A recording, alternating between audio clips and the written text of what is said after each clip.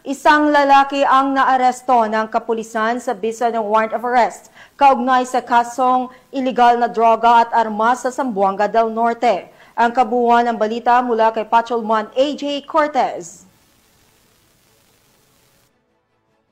Aresto ng mga tauhan ng Cebuco Municipal Police Station, katuwang ang 2nd Zamboanga del Norte Provincial Mobile Force Company, ang isang wanted person sa isinagawang law enforcement operation bandang alas 5:30 ng hapon, nito lamang ika-12 ng Oktubre taong kasalukuyan sa Barangay Nala, Cebuco, Zamboanga del Norte. Kinilala ang naarestong sospek na si alias Aldi, 54 anyos, lalaki, may asawa at isang fish vendor na residente ng nasabing barangay.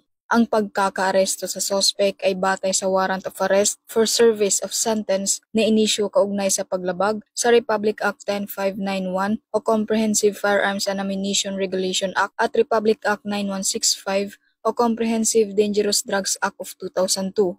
Ang mga warrant ay nilagdaan ni Honorable Ella Michelle Santa Maria Cubero, presiding judge ng Branch 27 RTC 9, Siocon, Zamboanga del Norte, noong ika-3 ng Setyembre taong kasalukuyan. Matapos ang matagumpay na operasyon, dinala ang sospek sa kustodiya ng Cebuco Municipal Police Station para sa wastong disposisyon at dokumentasyon. Ang naturang operasyon ay bahagi ng patuloy na kampanya ng Zamboanga del Norte Police Provincial Office laban sa mga wanted persons upang matiyak ang kapayapaan at kaayusan sa lalawigan. Mula dito sa tanggapan ng kapulisan sa Region Siam, ako ang inyong PNN correspondent, Patrolwoman AJ Cortez, alagad ng batas, tagataguyod ng Balitang Pulis.